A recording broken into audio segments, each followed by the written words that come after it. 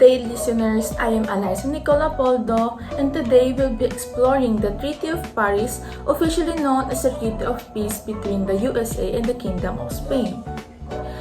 This pivotal agreement, signed in 1898, marked the end of the Spanish-American War and reshaped the global landscape. We'll focus on Articles 1 to 6, which contain the core provisions of this historic document.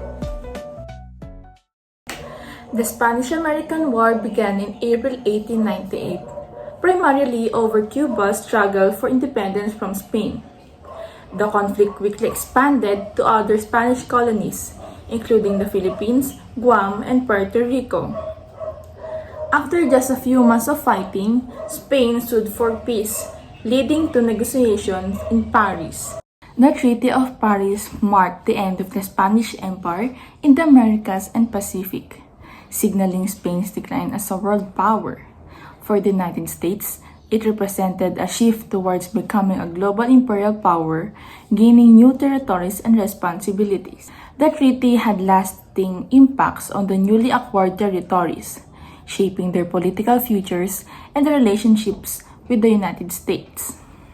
In Article 1, Relinquishment of Cuba, Spain relinquishes all claim of sovereignty over and title to Cuba. The United States, having forced Spain out, assumes temporary control to assist Cuba in establishing its independence.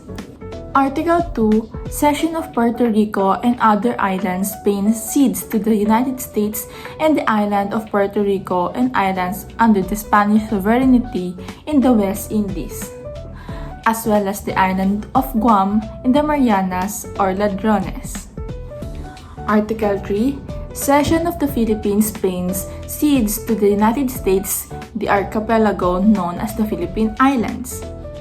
The United States agrees to pay Spain $20 million within 3 months of ratification.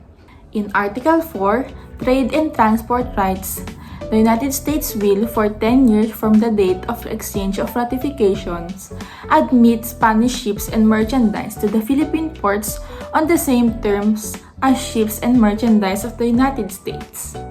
In Article 5, repatriation of Spanish troops, Spain will, upon signature of treaty, proceed to evacuate to the Philippines and Guam.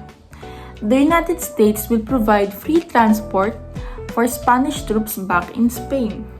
And lastly, for Article 6, release of prisoners, Spain and the United States mutually relinquish all claims for indemnity, national and individual, arising from the beginning of the Cuban insurrection to the ratification of the treaty, and the both nations will release all prisoners of war.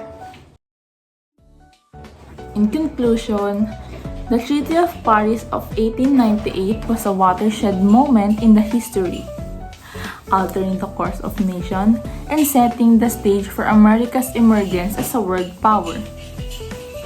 Its effects continue to resonate today in the political and cultural landscapes of Cuba, Puerto Rico, Guam, and the Philippines.